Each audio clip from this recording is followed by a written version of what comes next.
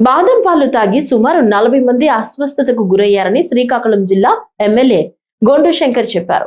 Srikakulam rural మండలం సింగుపురం గ్రామంలో ఇటీవల జరిగిన హటకేశ్వర స్వామి జాతరలో సంచార వాహనం ద్వారా అమ్మకాలు చేసిన బాదం పాలు తాగి వాంతులు, విరోచనాలు, జ్వరం, కడుపులో నొప్పి, కళ్లు తిరగడం వంటి లక్షణాలతో బాధపడుతున్నారని అన్నారు.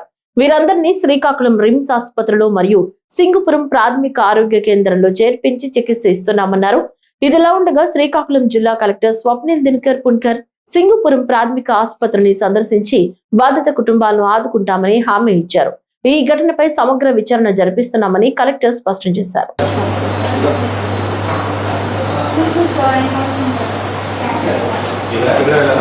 Within 3 hours, body will show.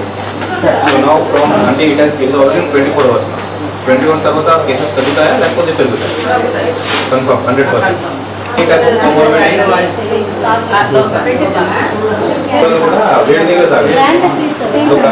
నీళ్ళు వల్ల జరగలేదు కదా ఇది. ఇప్పుడు ఎలా ఉంది?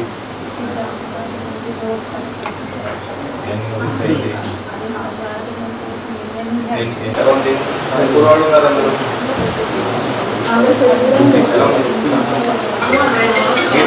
ఎంతమంది తాగి ఉంటారు? రాజమ్మ ఎప్పుడు తాగారు? ఉదయం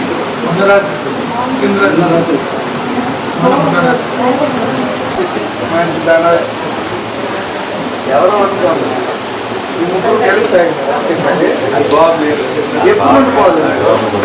చెప్పలేదు. చెప్పాలా ఇప్పుడు చెప్పింది.